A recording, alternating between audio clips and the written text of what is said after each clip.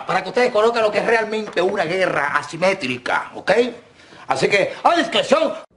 En ese sentido, vamos a mantener el dólar a 6.30, el dólar de la República a 6.30 durante todo este año y bastante tiempo hacia adelante.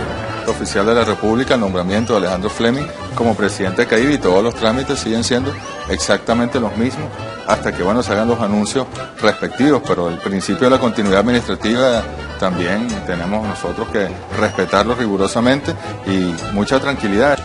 Venezuela tiene los recursos en divisas suficientes, para mantener la fortaleza del 6.30. Tarjetas de crédito y viajeros pasan a tasa SICAD. Efectivo para los viajeros a tasa SICAD. Líneas aéreas a tasa SICAD, con una acción que vamos a hacer de conjunto con el INAC para que eso incluso sea un beneficio solo para los residentes en el territorio nacional, no que vengan de otro país a comprar en bolívares a tasa SICAD los pasajes, no que los compren en dólares. Remesas familiares a tasa SICAD. En ese sentido, vamos a mantener el dólar a 6.30, el dólar de la República a 6.30 durante todo este año y bastante tiempo hacia adelante.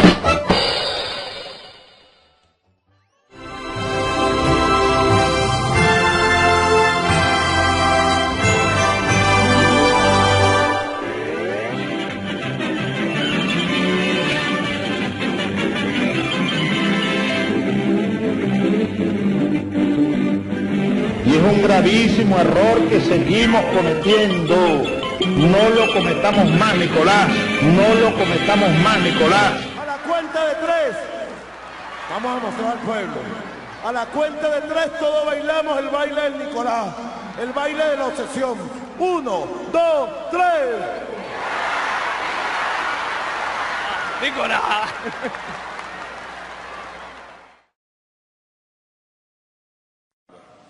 Para este tema y para todos los aspectos de la vida, avanzar sobre lo espiritual, sobre lo moral, sobre los valores. Si nosotros sacáramos una pistola aquí ahorita,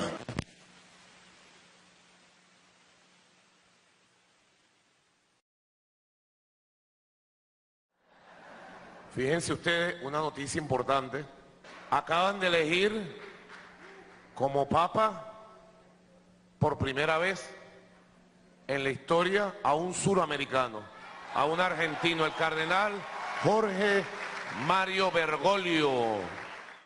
No sé, nosotros sabemos que nuestro comandante ascendió hasta esas alturas y está frente a frente a Cristo. ¿Alguna cosa influyó para que se convoque a un papa suramericano? Prado dice, @Prado 27, dice Nicolás Maduro, nadie te está parando bolas, pana, nadie te está parando bolas, pana. Todos estamos viendo X. Dice él, yo solamente lo leo.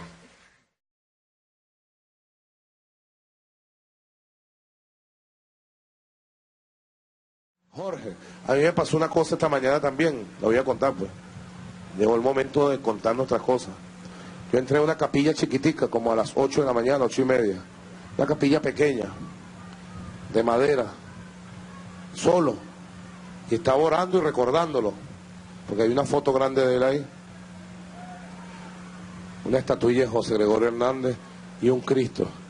Y de repente entró un pajarito chiquitico y me dio 3 vueltas aquí arriba. Se paró en una viga de madera aquí y empezó a silbar. Un silbido ahí, bonito. Entonces yo me le quedé viendo y también le silbé, pues. Le dije, si tú silbas, yo silbo. Entonces silbé. Parito me vio raro, ¿no? Silbó un ratico, me dio una vuelta y se fue. Y yo sentí el espíritu de él. Lo sentí ahí como dándonos una bendición, diciéndonos, hoy arranca la batalla, vayan a la victoria, tienen nuestras bendiciones. Así lo sentí yo. desde mi alma. Y así lo siento, lo mismo que sentiste tú, Jorge. Así que vamos ahora a ver, hay imágenes del comandante Hugo Chávez plantando el árbol. Chávez vive, la lucha sigue. Es una frase terrible, pero no hay la menor duda que es cierta. Chávez vive en la memoria de miles de muertos, en sangre, en lágrimas, en destrucción del país, colapso de nuestra economía, división de la familia, confrontación entre los venezolanos, desintegración de la nacionalidad, entrega de nuestra soberanía, entrega del país. Ese es el legado del señor Chávez. Su primer mensaje a los venezolanos fue el 4 de febrero de 1992. ¿Cuál fue ese mensaje? Intentar nada menos que matar al presidente de la República, Carlos Andrés Pérez, a su esposa, a su hija y a sus nietos, acompañado de muchos de los que hoy en día son ministros del régimen del señor Maduro, que están encargados de las Fuerzas Armadas, de los cuerpos policiales y de inteligencia. Algunos dicen que la violencia ha existido, siempre ha existido en muchos lugares. Lo que no ha existido, sino aquí, es una política de Estado de la violencia. ¿Cómo es eso? Cuando se decide, se acuerda una política de perseguir a determinados sectores de la población. Por esas consideraciones, yo llevé a Chávez a La Haya. A Hugo Chávez, te quiero comunicar que el 21 de noviembre, soy un hombre de palabra, presentaré ante el fiscal general de la Corte Penal Internacional en La Haya la denuncia que contiene y documentada los crímenes de lesa humanidad que has cometido en contra de tantos venezolanos, por los delitos que has cometido con tanta gente buena. Justamente para acusarlo de crímenes de lesa humanidad, que efectivamente es lo que ha venido caracterizando los años que fueron de su mandato y que continúan. Hace pocos días, el obispo Diego Padrón, presidente del grupo de obispos de la Confederación Episcopal de Venezuela, pronunció unas palabras muy fuertes, pero muy claras y muy aguerridas, donde él dijo: no acepto que el gobierno no asuma la responsabilidad por la violencia. El país vive en la incertidumbre y con miedo. La insatisfacción del pueblo es grande, puesto que el gobierno no ha logrado revertir los problemas sociales que más le afectan. El gobierno inmediatamente dice, el régimen dice, no se puede politizar la violencia, evidentemente hablando del tema del asesinato terrible de Mónica Spear, su marido, y casi de su hija. Pocos días antes también, el del profesor Guido Méndez y su madre Clori del Instituto Pedagógico, con menos repercusión por no tener el nombre internacional de Mónica. Sin embargo, ¿qué hizo el gobierno? Trata de cooptar inmediatamente a la oposición, los lleva a Miraflores y le dice: asumamos juntos esta responsabilidad. ¿Cómo que esta responsabilidad? La responsabilidad fundamental de un gobierno o de un régimen es la seguridad del Estado y la seguridad de sus ciudadanos. Y eso la oposición oficial jamás puede aceptar que tiene un rol en eso cuando está desarmada. El origen de esta violencia, de haber armado grupos que son conocidos bandas, que son justamente lo que llaman algunos los hijos de la revolución, son muy bien conocidos por las Fuerzas Armadas, por las fuerzas policiales, las fuerzas y los organismos de inteligencia. ¿Por qué no los detienen? No los detienen porque saben que tienen ramificaciones con grupos que ellos entienden son sustento del régimen. Esto es una situación de la más alta peligrosidad. Hay algunos que dicen, bueno, aquí tendremos que resignarnos, acostumbrarnos a esto será lento, vamos poco a poco, la salida electoral nos llevará al año 16 a las elecciones legislativas, en el año 19 ya hay algunos preparándose para ser candidatos a presidente, dando la impresión de que vivimos en la más absoluta normalidad. Yo no puedo dejar de declarar que cuando yo vi a alcaldes en una oportunidad, gobernadores que cantaban el himno nacional coreando a la voz de Hugo Chávez en Miraflores, realmente me produjo una profunda tristeza.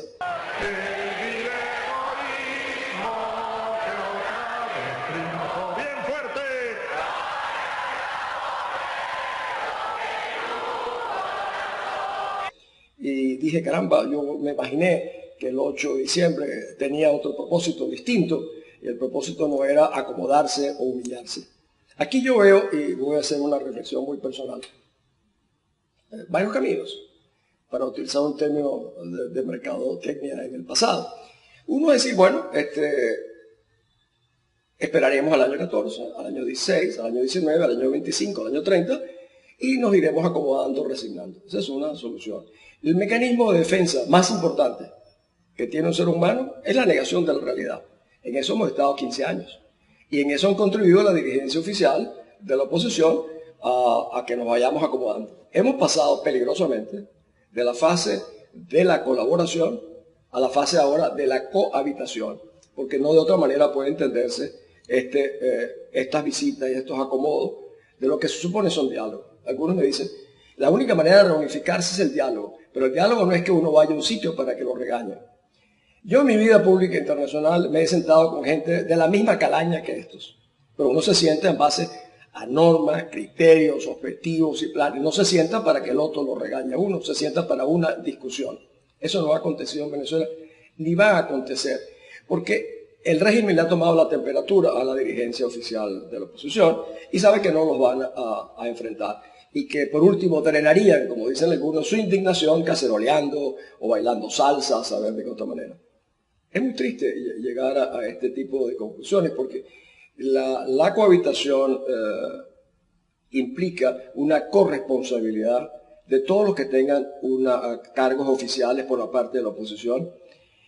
La cohabitación implica la exoneración de un régimen que entendía yo, por lo menos sigo entendiendo, que es ilegítimo, que es fraudulento, sino cómo fue posible que lo denunciáramos ante el Tribunal Supremo de Justicia, que denunciáramos ante la OEA y las Naciones Unidas que había un fraude en las elecciones, para luego entonces decir que vamos a poner aparte las diferencias políticas. No son diferencias políticas, es la diferencia entre un grupo, una pandilla que ha asumido un régimen y un grupo de demócratas que queríamos, que aspiramos a la libertad.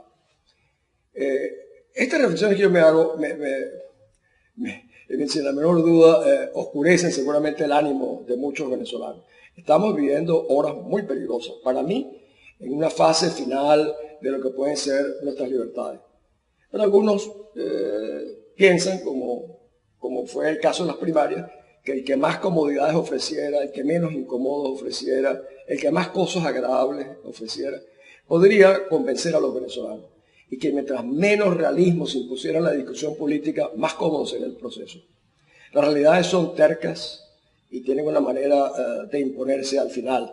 Y se están imponiendo. No vivimos en una democracia, no importa que nuestra dirigencia oficial se reúna en el Palacio de Miraflores con el jefe del Estado. Estamos bajo una dictadura y estamos bajo una dictadura que depende de un gobierno extranjero, en este caso de Cuba, que tutela nuestras Fuerzas Armadas, que maneja al jefe del Estado y que orienta y dirige la política venezolana.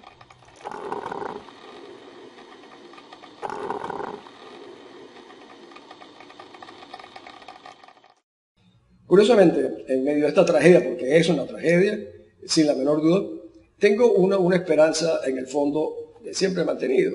Tal vez una esperanza que he mantenido porque todo lo que soy se lo debo al hecho de ser venezolano, que me ha dado todo mi país, y siento la obligación de siempre hablar con toda claridad, de que esto va a despertar en el resto del país, que no es solamente Caracas, porque de Caracas no se puede seguir manejando el futuro de Venezuela, sino en todas las regiones del país surgirán gente que dirán, caramba, tenemos que ver cómo manejamos nuestra situación. ¿Nos acomodamos, cohabitamos o resignamos? Esa es una opción. La otra es la protesta, el enfrentamiento. La Constitución venezolana no tiene atajos, como dicen algunos, no, tiene una autopista de posibilidades para encontrar recursos institucionales de cómo realmente rescatar la libertad. Y siempre he dicho en estos cafecitos, y lo vuelvo a repetir, que en la medida en que nosotros nos unamos, los venezolanos vamos a demostrar y poder hacer cosas maravillosas. Y siempre digo, esto es una unidad, 2 unidades, 4 unidades, 10 unidades. Lo importante no es la unidad, es la suma de las unidades, es la unión. Y esa unión solamente será posible en una agrupación de una gran alianza nacional, empresarios, educadores, académicos, trabajadores, amas de casa, organismos no gubernamentales, sindicatos y por supuesto los partidos políticos que son esenciales. Si nosotros logramos hacer eso y descubrimos cómo inspirar a los venezolanos, porque el liderazgo exige confianza, compromiso, voluntad y una capacidad de inspirar. Yo le digo sobre todo a los jóvenes en Venezuela, su futuro no se va a decidir en el futuro, se está decidiendo ahora.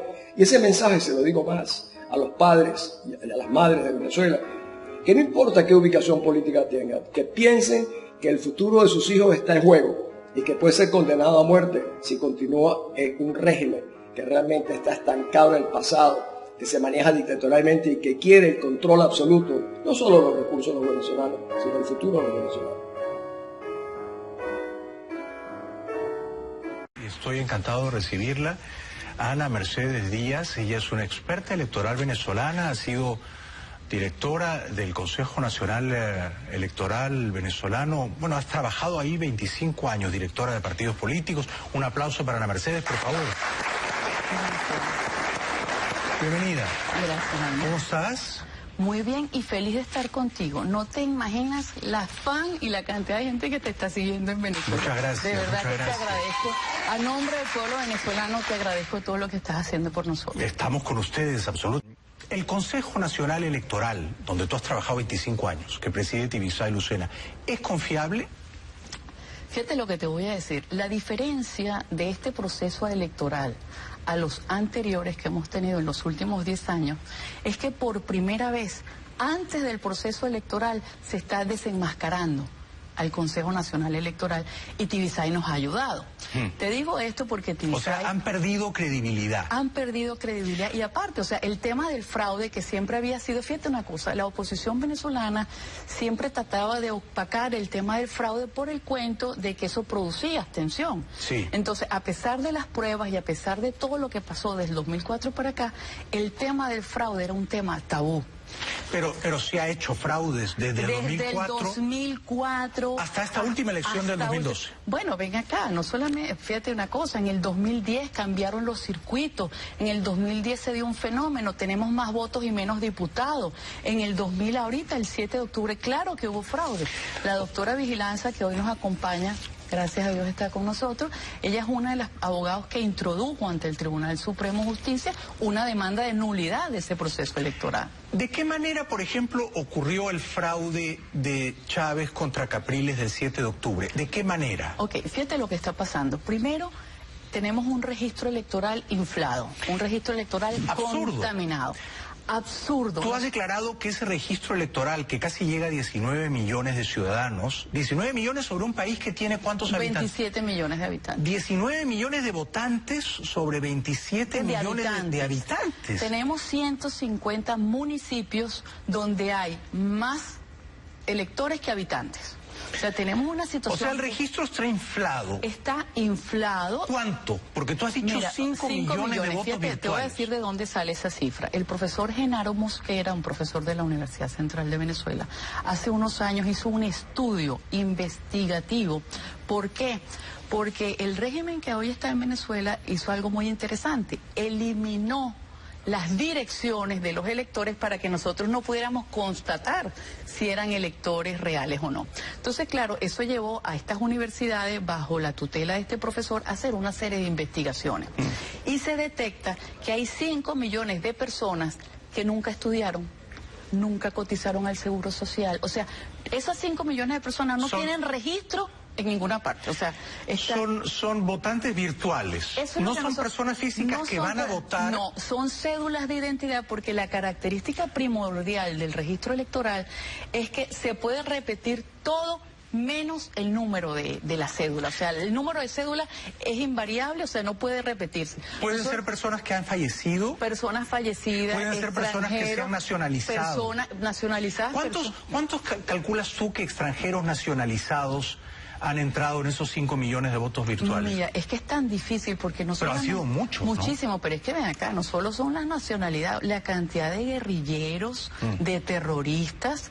Ahorita acabamos de tener un caso de Hezbollah, tuvimos en el año 2004 a Granda. O sea, ven acá, o sea, este Consejo Nacional Electoral ha prostituido el registro electoral. Pero entonces, ¿y esos 5 millones de votos virtuales sobre 19? Hay 19 millones de votantes. Sí.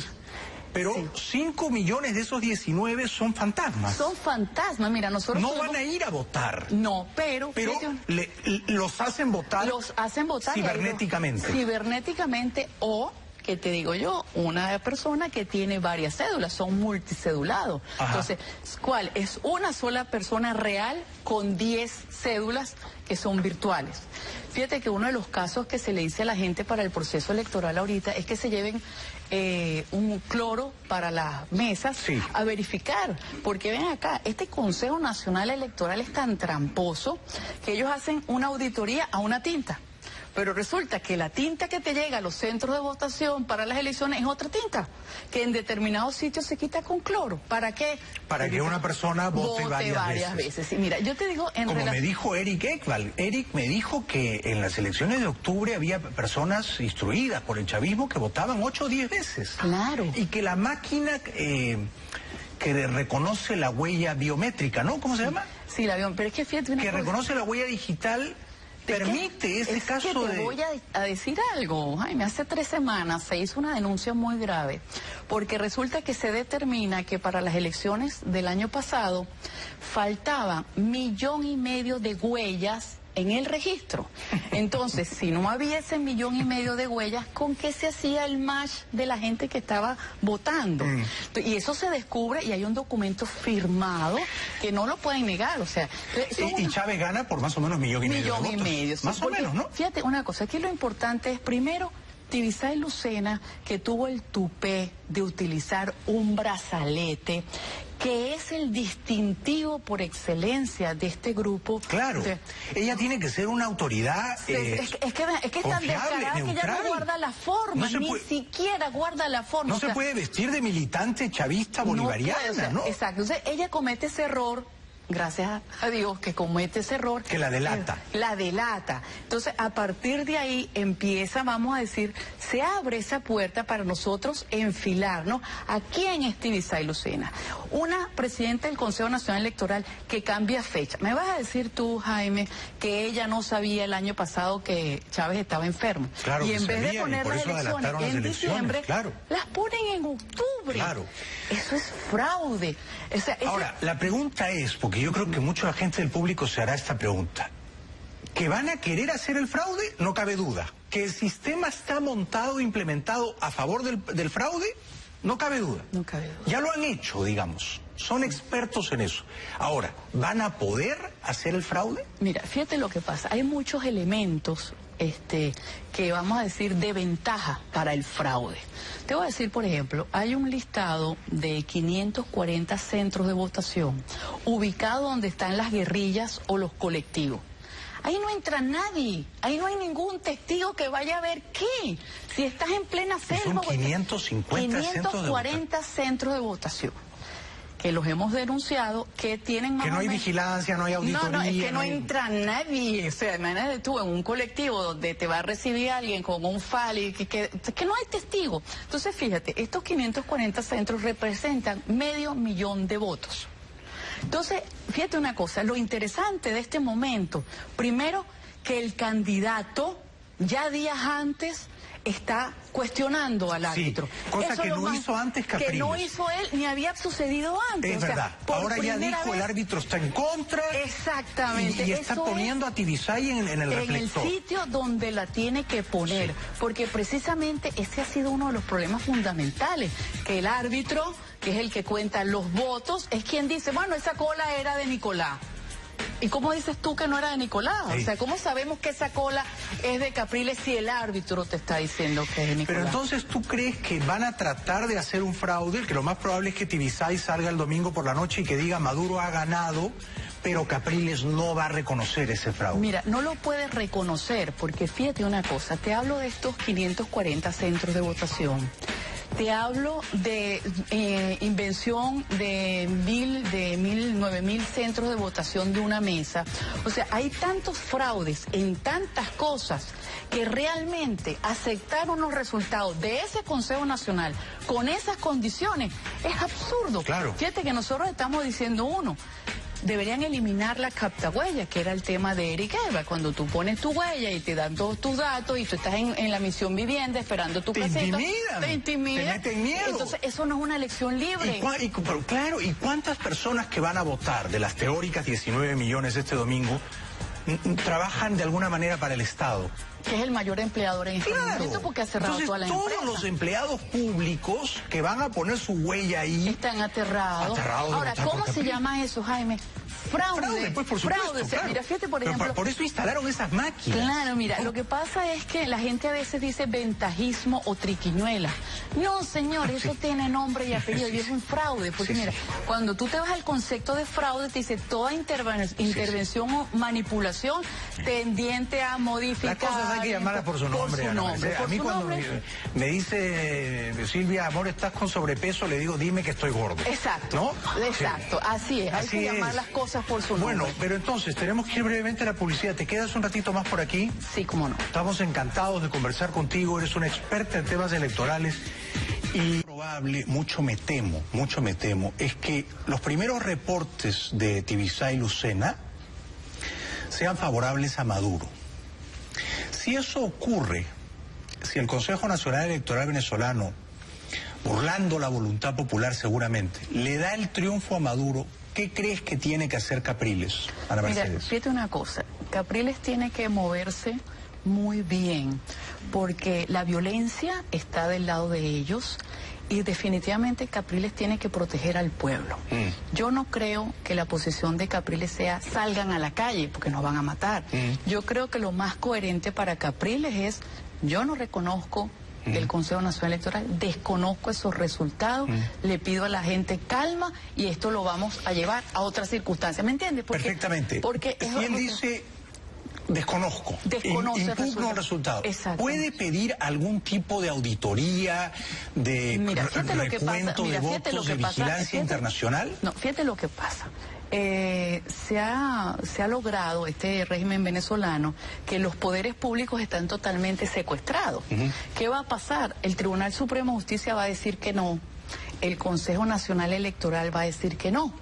Pero ¿qué pasa? Esa negativa del Consejo Nacional Electoral de hacer una auditoría general, esa negativa de hoy del Consejo Nacional Electoral de no contar todos los cajas y todos los votos, es lo que te dice a ti que hay un fraude. Porque si no hay fraude, tú no tienes problema en que se cuenten todas las cajas. Entonces, esas son las evidencias que nosotros tenemos. ¿Crees que Capriles, teniendo en cuenta lo que tú has denunciado, que en la última elección hubo 1,5 millones de votos que no tenían huellas dactilares, ¿crees que él debería reclamar que todo voto tenga su correspondiente huella y que cada huella sea diferente entre sí? Exactamente, eso es una de las cosas que tendría que hacerse a posteriores. Yo te voy a decir algo importante. Porque en otras elecciones, y teniendo en cuenta los fraudes groseros que tú habías denunciado, me parece que tú sí tenías más simpatía por la abstención. Yo siempre fui de la tesis de lo que está sucediendo ahorita. Denunciar antes el fraude, demostrar el fraude para, vamos a decir, determinar la credibilidad del árbitro que por fin se hizo. Mira, pero es mejor ir a votar. Ir a votar, es más, yo te voy a decir una cosa, Jaime. El 14 de abril, las colas de gente votando van a ser colas de esperanza, van a ser colas de fe, van a ser colas de libertad. Y nadie en Venezuela va a creerle a Tibisay y Lucena que Nicolás Maduro ganó. Eso será lo que haga la diferencia y lo que nos dé a nosotros la oportunidad de escribir otra historia a partir del 14 de abril. ¿Cuántos votos crees que limpiamente puede sacar Capriles? Si le reconocieron 6,5 millones Exacto, en octubre... o sea, fíjate una cosa, si le reconocieron 6 millones en octubre, o sea, yo digo algo, los votos de Capriles son de gente, los votos de Nicolás son del Consejo. Claro. Esa es la diferencia. Mira, yo creo que puede llegar fácil 7, 8 millones. Hasta 8 millones, ¿no? Hasta 8 millones puede llegar Capriles, entonces, movilizando a la gente y la gente, como te digo, no importa que sepamos que va a haber fraude, eso no importa. Lo que importa es la voluntad, el coraje con que el pueblo venezolano pelear contra ese fraude. Exactamente. El gobierno venezolano presume de contar con el mejor sistema electoral del mundo. Pero el 14 de abril de 2013 quedó demostrado que este sistema es capaz de alterar la expresión libre y genuina de la voluntad popular. En Venezuela se estructuró una compleja emboscada para hacer creer al mundo que Nicolás Maduro era el heredero natural de Hugo Chávez. En ese escenario, que obligaría a convocar, como manda la Constitución de nuevo, a elecciones presidenciales, ustedes elijan a Nicolás Maduro como presidente de la República Bolivariana. Para ello se articuló todo el aparato del Estado al servicio de una campaña política. Los recursos de la nación, el Sistema Nacional de Medios Públicos, los funcionarios del Estado y hasta sectores de la Fuerza Armada Nacional. ¡Radicalmente chavistas! La breve campaña estuvo plagada de abusos y ventajismos. Impuso más de 9 horas de cadenas de radio y televisión para favorecer ilegalmente a su candidato. Los empleados públicos fueron víctimas de amedrentamiento del gobierno, que los amenazó con despedirlos, al igual que a millones de venezolanos, a quienes chantajeó con arrebatarles sus beneficios sociales si se atrevían a votar por Enrique Capriles. Todo esto ocurre porque los poderes serviles, rodilla en tierra, funcionan solo para garantizar la permanencia en el poder del régimen. Yo le pido al pueblo en general que si una vez se llame a elecciones cumplamos esa voluntad del comandante Chávez de votar todos por Nicolás Maduro y darle en la madre a toda esa gente fascista que han buscado desestabilizar este país. El Consejo Nacional Electoral públicamente demostró no ser imparcial. Frente a la justificada desconfianza en el Consejo Nacional Electoral por parte de un importante sector del pueblo de Venezuela, diputados del bloque parlamentario de la Unidad y más de 400 parlamentarios de 15 países latinoamericanos consignaron semanas antes de la elección una comunicación a los rectores del CNE, advirtiéndoles que podría presentarse una crisis en Venezuela de no adoptarse reformas significativas, entre ellas el escrutinio total de las papeletas de votación, el uso de tinta verdaderamente indeleble, el retiro de las máquinas captahuellas, el cese del uso de las milicias en el proceso electoral y el castigo implacable al abuso de los recursos y medios del Estado para favorecer al gobierno. Sin embargo, el CNE hizo caso omiso de estas propuestas e incluso nunca contestó dicha comunicación. La respuesta del gobierno a esta manifestación democrática fue arreciar la agresión y la represión, expulsar con violencia a testigos y miembros de sus centros de votación, masificar el voto acompañado para así asegurar el voto oficialista, implementar a gran escala el voto múltiple, posible porque la tinta no resultó indeleble y por la presencia de centenares de miles de electores inscritos sin huella dactilar, y activar bandas de motorizados armados ahuyentando electores opositores en los centros de votación. La noche del 14 de abril, el CNE anunció el triunfo de Nicolás Maduro por una estrecha ventaja de apenas 1 punto porcentual.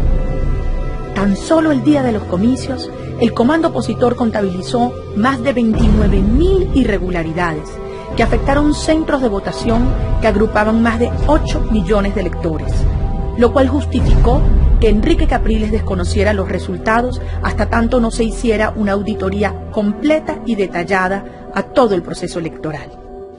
Nosotros no vamos a reconocer un resultado hasta tanto aquí no se cuente cada voto de los venezolanos, uno por uno. Nosotros le exigimos al Consejo Nacional Electoral que aquí se abran todas las cajas y que cada voto de Venezuela sea contado.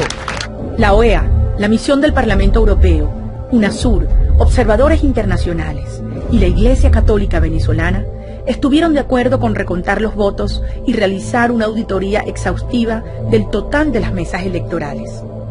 En principio, el propio Nicolás Maduro abogó por la apertura de las cajas. Acaba de proponer que se abra el 100% de las cajas, se haga la auditoría. ¡Vamos a hacerlo! ¡No tenemos miedo!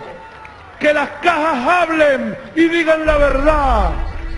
Pero luego inexplicablemente cambió de opinión.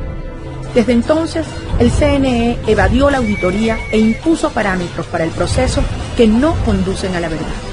Esta negativa constituye la prueba que faltaba para cuestionar los resultados. Tal como se advirtió, se produjo una grave crisis luego de las elecciones presidenciales, con saldo de muertos, heridos y detenidos, porque el gobierno, en lugar de atender los reclamos justificados de la oposición... Tiene aquí a mí, que yo vi unos funcionarios en su fuerza, votando caja, me ponía a cuestionar, eso es todo. se dedicó a reprimir ferozmente a los ciudadanos que protestaban de manera pacífica frente a las oficinas regionales del CNE. Además de la criminalización de la protesta, el régimen arreció la persecución política contra empleados públicos para averiguar por cualquier medio por quién habían votado, incluso penetrando en sus teléfonos y correos personales. Se los digo con toda claridad, me importa en absoluto lo que dicen las normas laborales. En un sistema democrático, el atropello de uno de los poderes públicos debe ser compensado por los otros poderes. En Venezuela, todas las instituciones del Estado están confabuladas para mantener este régimen en el poder. Un sector de la comunidad internacional continúa avalando la progresiva y sistemática destrucción de la democracia en Venezuela, porque tienen intereses económicos, ideológicos o geopolíticos que el régimen venezolano satisface. Pero si el propio Nicolás Maduro aceptó contar los votos, ¿por qué no lo cuentan ahora? ¿Por qué se retractó? La respuesta es muy clara. Él dijo que tenía que consultarlo. Por eso yo le digo, señor Raúl Castro, dele permiso a Nicolás Maduro a contar los votos, que es lo que queremos todos los venezolanos. Venezuela hoy vive una severa crisis política. A la inseguridad, al deterioro de la calidad de vida de los ciudadanos, a la represión y violación flagrante de los derechos humanos, se añade ahora una profunda crisis institucional y la incuestionable ilegitimidad del señor Nicolás Maduro. Hoy nosotros no venimos a exhibir los golpes que nos dieron a nosotros, porque a quien golpearon hoy es a Venezuela. Venezuela y el mundo saben que Enrique Capriles obtuvo la mayoría de los votos el 14 de abril.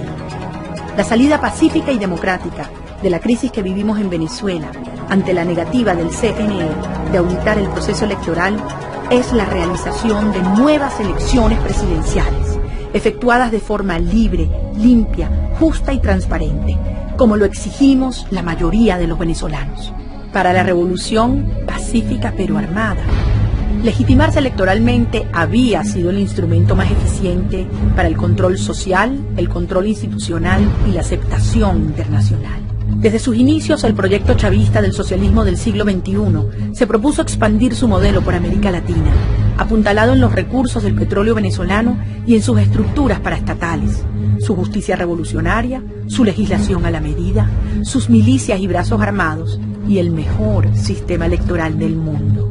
El 14 de abril demostró que el sistema electoral venezolano es el mejor del mundo para preservar el poder, siempre y cuando no se enfrente a una sociedad con cultura democrática, con espíritu de lucha, dispuesta a hacer valer su voz y su voto, a defender y a conquistar la verdad.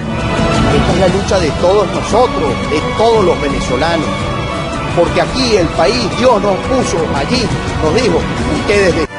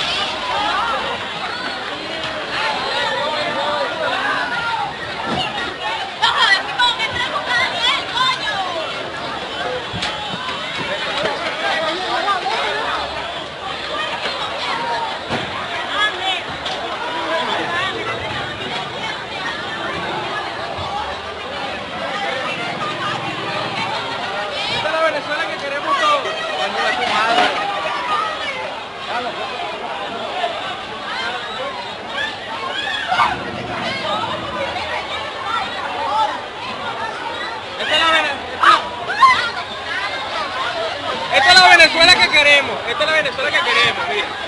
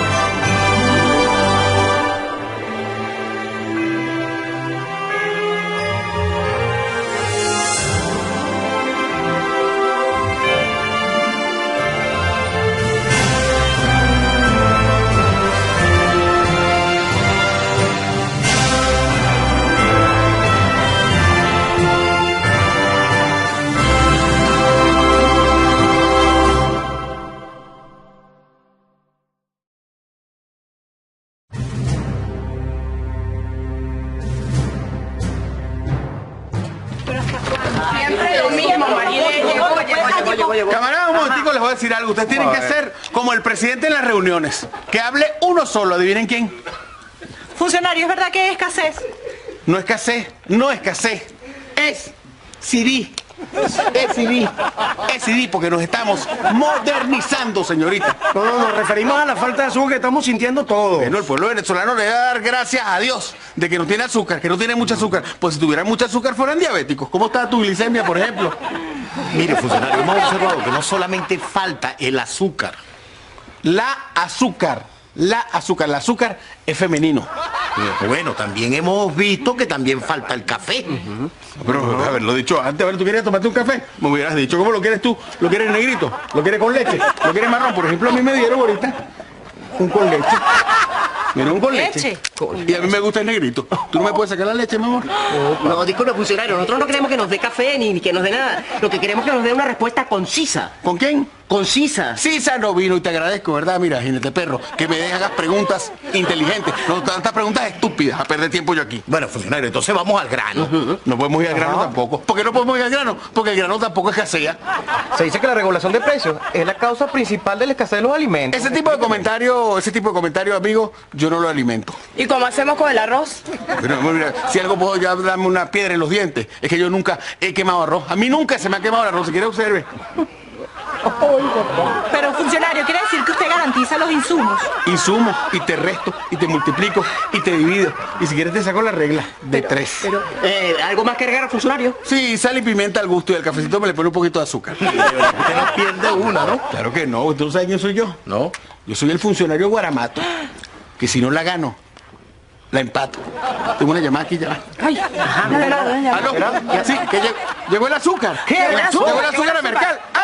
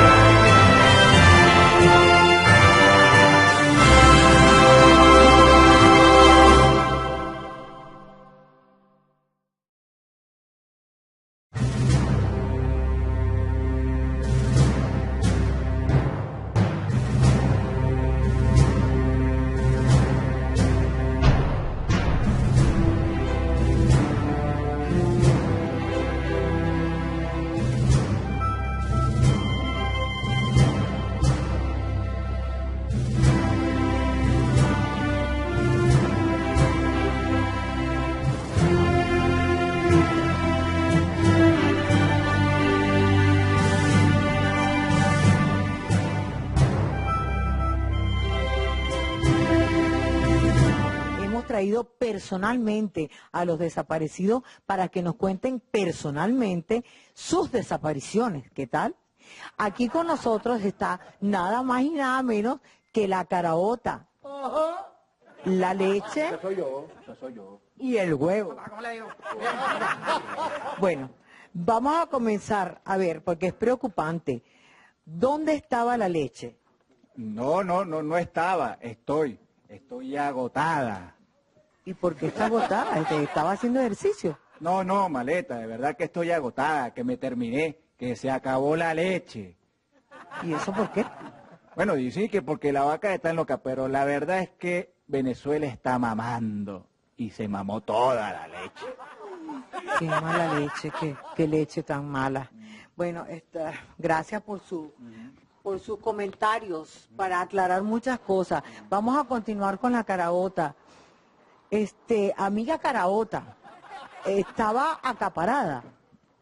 Primero que nada, buenas noches, por esta invitación. Yo no estaba acaparada, yo simplemente que no me dio abasto, ¿En serio? Sí, en serio, o sea, no me dio abasto, ni tampoco por el supermercado, y mucho menos mercado. Por toda una denuncia que queremos por aquí, porque estamos más perdidos que los baños del metro. O sea, que fíjense bien, esto es muy importante. Ellos no estaban acaparados, es que no había existencia de verdad, habían desaparecido. Era una gran mentira lo que nos estaban metiendo. Eso es puro cuento. Y no coma cuento, coma huevo. Pues qué ñema contigo, chico. Bueno, ya ustedes se están enterando. Vamos a hablar ahora directamente, con su permiso, caraota. Vamos a hablar con el señor Huevo. ¿Dónde estaba usted metido? Bueno, yo prácticamente he estado encontrado, bueno, encascarado, mejor dicho. Lo que pasa es que ahorita hay una escasez muy grande y entonces cuando la gente me ve se tira de pecho. Entonces yo soy muy frágil y a veces me parte, entonces, usted sabe, ¿no? Entonces, bueno, yo lo que he hecho es que ahorita, bueno, con decirte que en estos días estaba en una calle y entonces vino un poco de gente a perseguirme porque no me conseguían. Entonces yo salí corriendo y me conseguí con un bistec. Entonces yo me le tiré encima del bistec, pasé un bistec a caballo y así corre más rápido. Pero él está así de lo más tranquilo, ¿viste? ¿Y usted qué le dijo? Yo le dije, oye, viste, vamos a correr porque viene un gente persiguiendo y él me respondió así todo sobrado. No, lo que pasa es que a mí ya ni me reconocen. No puede ser. Bueno, señores, yo leche. Bueno, señores. Yo quiero formular aquí una denuncia, o sea, eso que está diciendo él, el juego, eso es embuste. Yo sé por qué él está preocupado. ¿Por qué? No sé por qué está preocupado. ¿Por qué? Lo que pasa es que nosotros es un problema que tiene de su infancia. Cuando nosotros éramos unos niñitos apenas, andamos por camino con ese. Yo recuerdo que nuestras madres me decían a mí, tú vas a hacer un caraotón. Y a la leche le dijeron, tú haces un lechón. Entonces al huevo le dijeron, tú haces... ¡Epa! Señores, ojo con eso. Exijo un poquito más de respeto, por favor, porque no puede estar que yo le esté diciendo esas cosas. Así que, por favor, le pido a seguridad que me saque la caraota. Un momentico. Yo quiero que se respete mi presencia. Yo quiero formular, aprovechar de hacer una denuncia públicamente ante el pueblo de Venezuela en la Cámara de RCT Internacional. He dicho, no es posible que cada vez que se hable de 1000 personas, siempre la gente, márcala, te la saco, te la paturro. Eso no puede ser, chica. Señores, con respeto de eso. Señores, no solamente me voy a llevar el huevo, me voy a llevar la caraota, me voy a llevar la leche y me lo voy a llevar todo para mi casa. Yo no voy a pelar este boche. Yo no voy a pelar este boche. Un feliz día, Venezuela. Un feliz día, España. Ya volvemos mañana con otro a puerta cerrada. Vámonos, huevos, vámonos.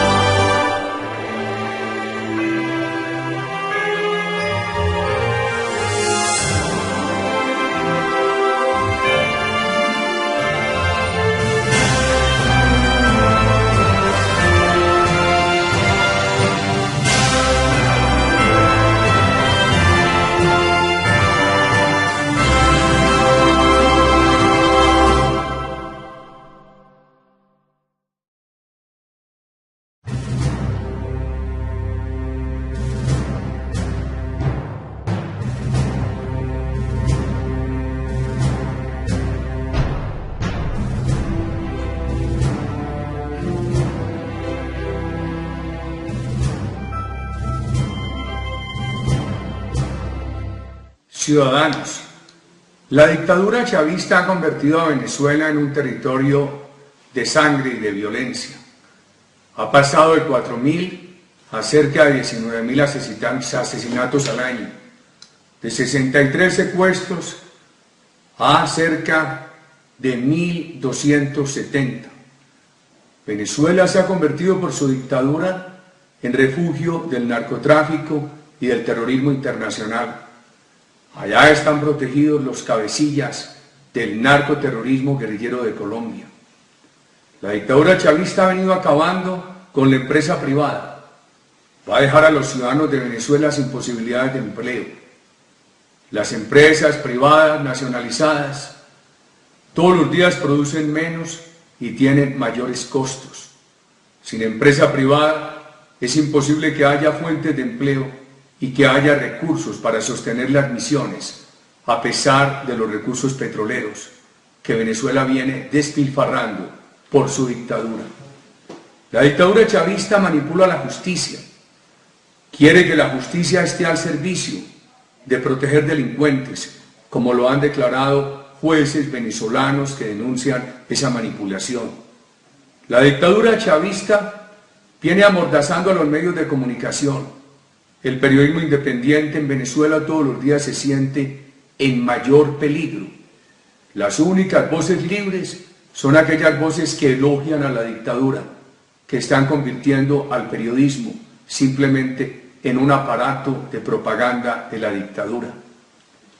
Es muy grave que el gobierno de Venezuela, como ocurrió en mi caso cuando yo era presidente de Colombia, sugiera que se le haga trampa a su propio país. En una ocasión el presidente Chávez me dijo que podía sacar al cabecilla de la narco-FARC de Venezuela, Iván Márquez, con el mismo procedimiento utilizado para sacar a Rodrigo Granda. Pues bien, ese procedimiento tuvo que ser tramposo, tuvo que ser con el pago de recompensas a la propia policía venezolana. ¿Qué puede pensarse de un país en el cual su presidente, en este caso el jefe de la dictadura, sugiere que se haga trampa contra su propio país? Un gobierno que propone trampas contra su propio país es un gobierno que merece toda la desconfianza. Ojalá Venezuela supere esta dictadura que tanto daño hace.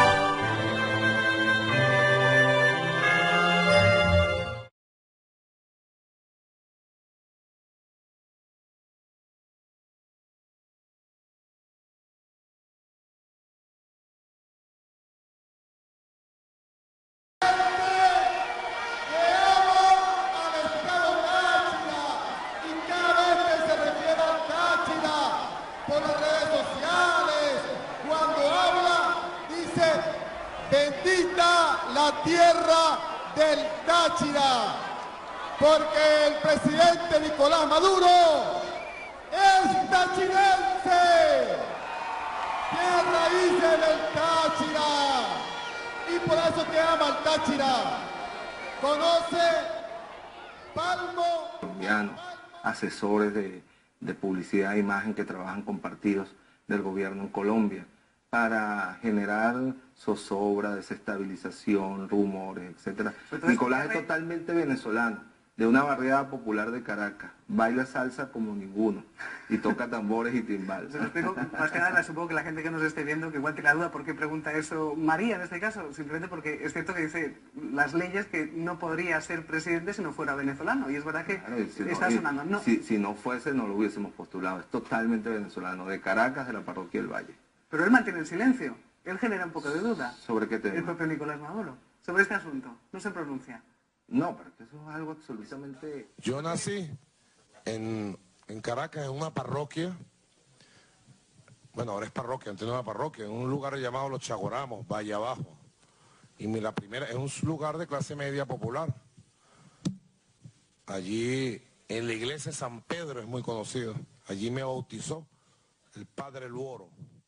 Del registro del estado civil de las personas. Entonces tenemos por supuesto nuestro libro, aquí te traje una fotocopia, no del acta de nacimiento, del libro, donde están, al igual que de todos los otros niños que nacieron en ese momento, aquí tenemos una certificación del acta de nacimiento, donde aparece, te lo trae, es a mano, por supuesto, porque es así como aparece, sí, aparece, lo tengo aquí, porque se lee mejor en donde está traducido, donde dice que es un acta de nacimiento en la parroquia Candelaria, se presenta el niño que nació en una policlínica de aquí de Caracas, es decir, ahí está, no voy a seguir dando detalles, porque realmente eso no es un tema del Consejo Nacional Electoral, simplemente lo traje también para señalar un poco el ambiente en el que se interesado, en el que se manejó y se ha manejado todo lo referente a la elección del 14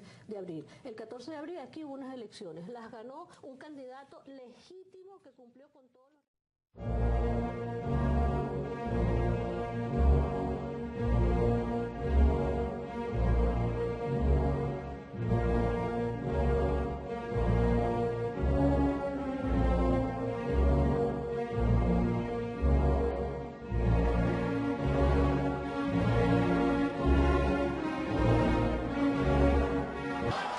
Porque el presidente Nicolás Maduro es tachirense.